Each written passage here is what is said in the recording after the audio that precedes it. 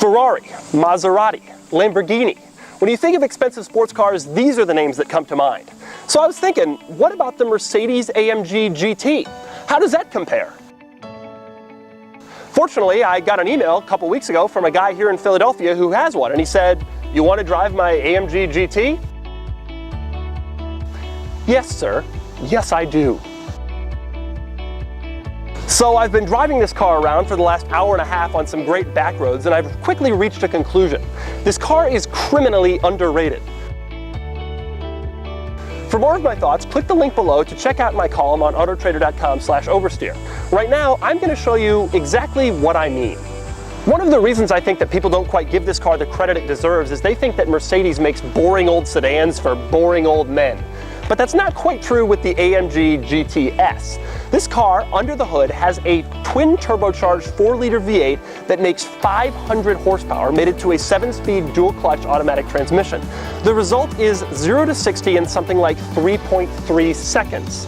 That's hardly a boring old sedan for boring old men. So you're thinking, we've been down this road before with Mercedes, with the SL65 AMG. They just stick a huge engine in a car they already have, and there's no balance. The car is all engine.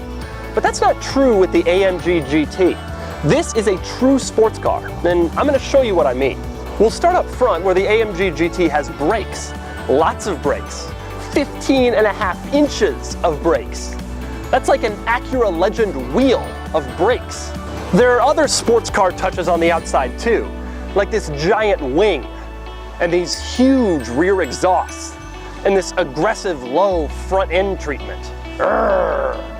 So you're probably thinking, fine, so it looks cool on the outside and it has a big engine, but isn't it just some old man Mercedes on the inside? Not exactly. You'll note, for example, the ultra-firm, tightly bolstered Porsche-style sport bucket seats. The steering wheel isn't some ultra-boring all-leather Mercedes affair. It's finished with stitched Alcantara, with a flat bottom, and ultra-tight shift paddles.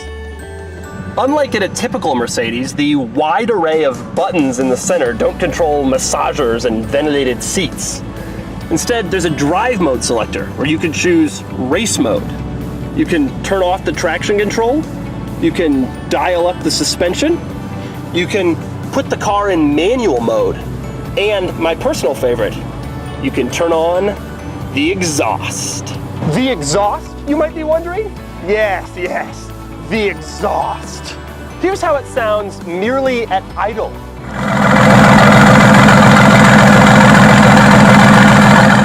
And here's how it sounds not at idle.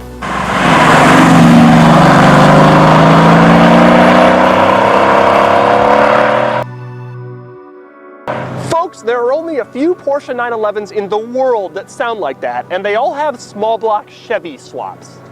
So now maybe you're worried. I've bragged about this car's sportiness for the last couple of minutes, and you're thinking, have they left out all of the luxury and interior details that make a Mercedes a Mercedes? Not quite. It has all those things too. There is, for example, this bizarrely high-resolution backup camera. There's the insanely good Burmester audio system. There's the navigation system, which is fun to play with. And then there's the rest of the standard fare, like dual zone automatic climate control, high-end leather on virtually every surface with cool accent stitching, a highly useful giant screen in the gauge cluster, and even a light for the visor mirrors. So you're thinking, well, they got the engine right, and they got the styling right, and they got a few interior bits right, but it's a Mercedes. How good could it possibly drive? Well, that's the best part.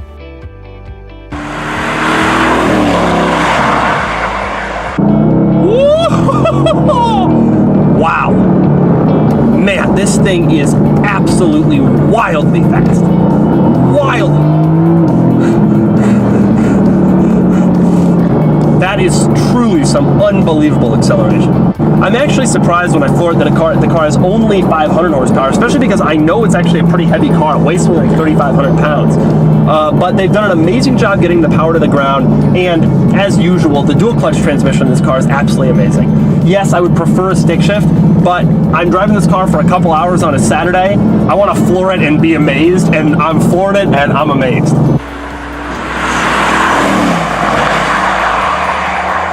The handling is so sharp. The steering is light, but not that light.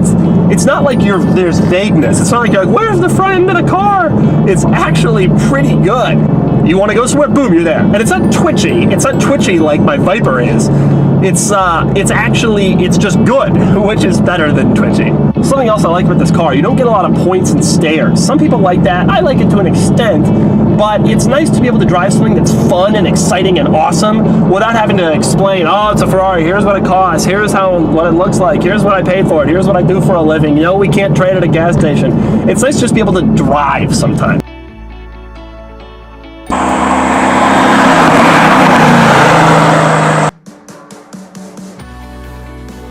Man, the downshift, oh God, the acceleration on this car.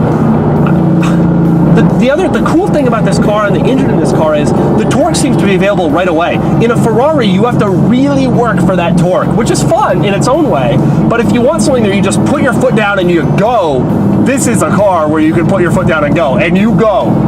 God, the handling is just amazing. Anybody who crashes this car, I gotta ask why. Because it doesn't want to get squirrely, and there's no body roll, there's no drama when you turn. It's just a really good sports car. If you crash this thing, you gotta be going about 50 miles an hour over the speed limit.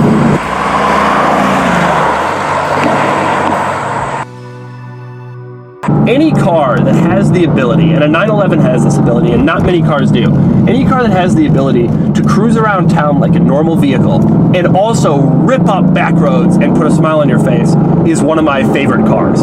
And this car has that ability. Man, this is an amazing road. I'm out here in Westchester, Pennsylvania somewhere. This is just a tremendous road, and this car does it so well. The handling is just phenomenal. Get going from the stoplight. Yeah, unleash.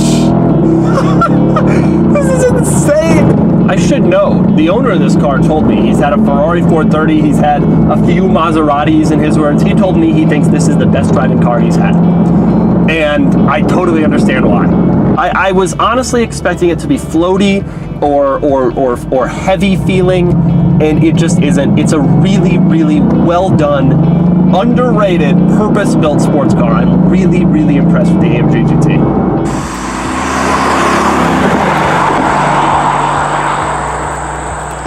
The AMG GT ticks all the boxes. It's an excellent true sports car and a luxurious Mercedes at the same time. And the best part is its price is pretty reasonable. It starts at only $130,000, which, although crazy, is pretty reasonable when you compare it to competitors like a well-optioned 911 Carrera S or an Audi R8 or a Maserati or a Ferrari. And so if you look at this thing and you think to yourself, I'm not going to get a Mercedes when I could have a Ferrari or a Maserati or a nice Porsche, I would just ask you one question. Why?